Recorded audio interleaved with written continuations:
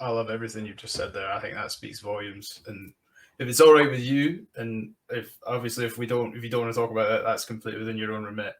But going into so you've created a charity, Give Blood for Good, and obviously this stems from what happened with the unfortunate passing of your brother. Are you happy to talk about that, and we can talk about Give Blood for Good and get everything? Yeah, make absolutely. sure everybody knows about the great work you and your family are doing. Yeah. I mean, I'm always happy to talk about my brother and stuff like that. It's obviously not good to kind of bottle these things up. It's better to talk about them, and I have no issue talking about them anymore. Could not agree more. Well, could you please, for the listeners, give us a quick rundown of Give Blood for Good? Tell us how we can all help out, and then do your brother the credit he deserves for being obviously a great man. I never had the pleasure to meet him, but the way you speak about him, I'm aware of how much of a great man he was. Yeah. Can you please do us the honour of sharing your brother's memory with us?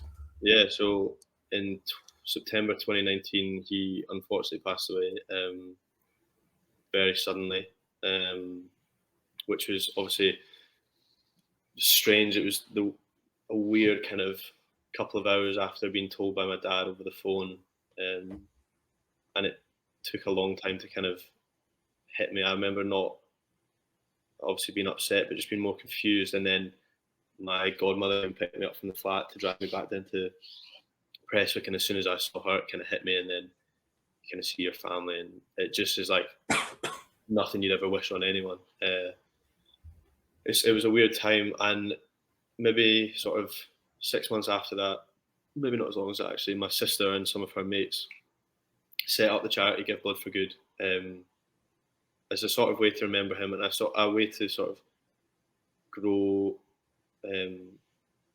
giving blood within young people, especially. I don't really know where it stemmed from, his obsession with giving blood. He did it the first time when he turned 17. He went to give blood in Ayr in his school uniform. There's a photo of it somewhere. It's quite a good photo. And because he was then part of the LGBTQ community, it meant that he couldn't give blood because of the whole AIDS crisis and stuff like that. You weren't allowed to, if you were a gay man, to give blood. It's recently been changed, so the research and all that has meant that it's not as much of a risk anymore. So he was obviously, he unfortunately had passed away by that point, but he still gave blood, maybe sort of, you could say unethically, would potentially lie on his thing, but he just wanted to give blood because it was something he really wanted to do. His intentions were pure at heart. Yeah, exactly. He just wanted to help people. I mean, you don't give blood to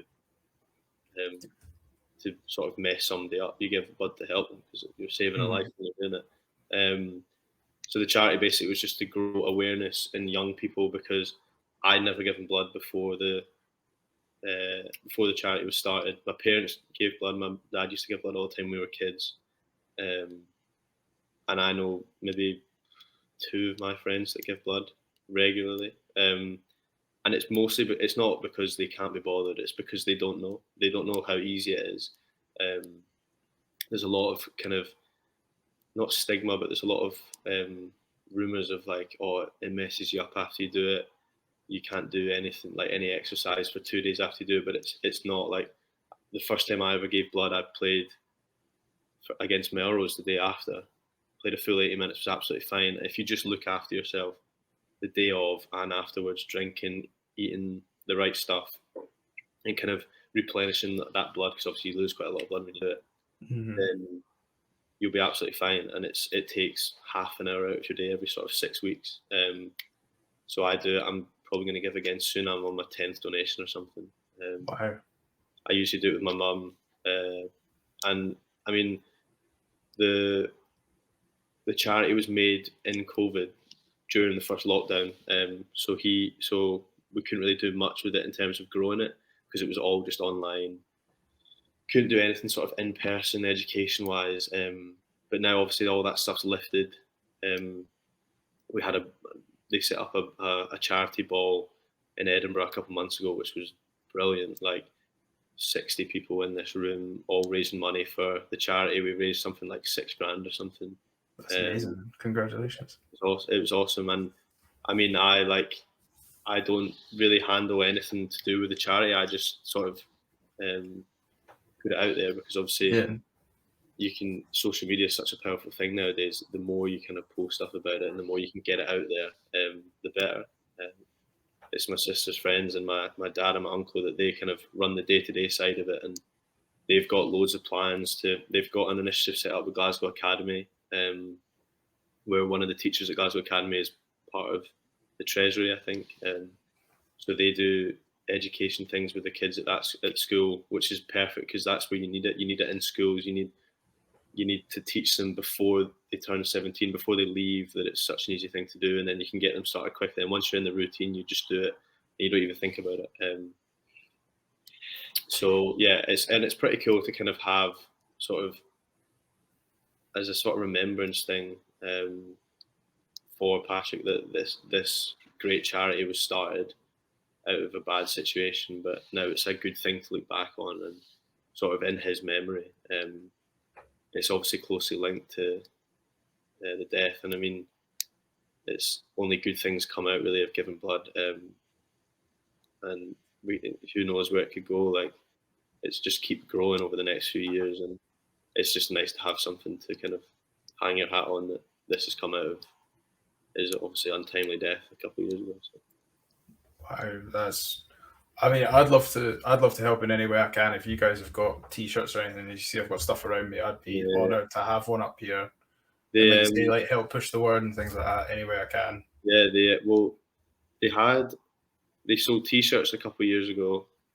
I think that was before COVID, maybe, or during. They sold T-shirts, which were like a massive success. I think they'd maybe planned for X amount of T-shirts, but then like double, triple the amount they actually sold, and then they had some vests and stuff like that, and they'll probably have something in the pipeline more. So there's always ways you can get involved, and it's good, like you say, like using social media to grow the brand, just sharing pieces now and then. Like it's brilliant. Yeah, all for sure. All links will be in the description of this, and I'll put. We have like the podcast has the link tree pages. I'll definitely get one of them set up as well. Yeah. Oh, 100%, that'd be perfect. I'd love it. And then let me know when the next round of T-shirts are going on, and I'll happily pay full price and get one up here. Yeah, be honoured to have one. Yeah, no, absolutely, that's perfect. And just make sure I get in the know so I get one if these things are selling out 3 times over. I want to been stitched up before and never got a T-shirt. I want to make sure I get one. I'm useless for missing drops. So, so that's lovely, and I think as you put it nicely, you get to hang your hat on what was a really horrible situation. You get to really put a positive association with it, so you've not just got that memory on its own. You now have this to sort of look at as well. Which I think is beautiful, and I think your family and everybody involved should be commended to the highest. So, it's good. We've obviously got a close knit family, especially like not just mum, dad, sister, like our sort of friend group in Westwick is just so tight that it made dealing with the whole situation like so much easier.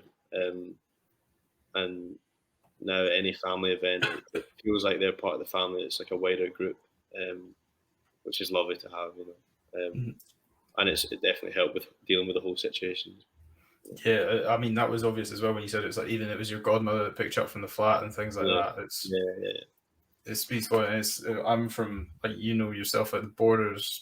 It's about as redneck in Scotland as you can get. We're all very close knit group, so I completely understand where you're coming from. Yeah, exactly. Yeah. We just don't use as many vowels and merge words together that don't belong together. But yeah, it's a different world down there in the borders.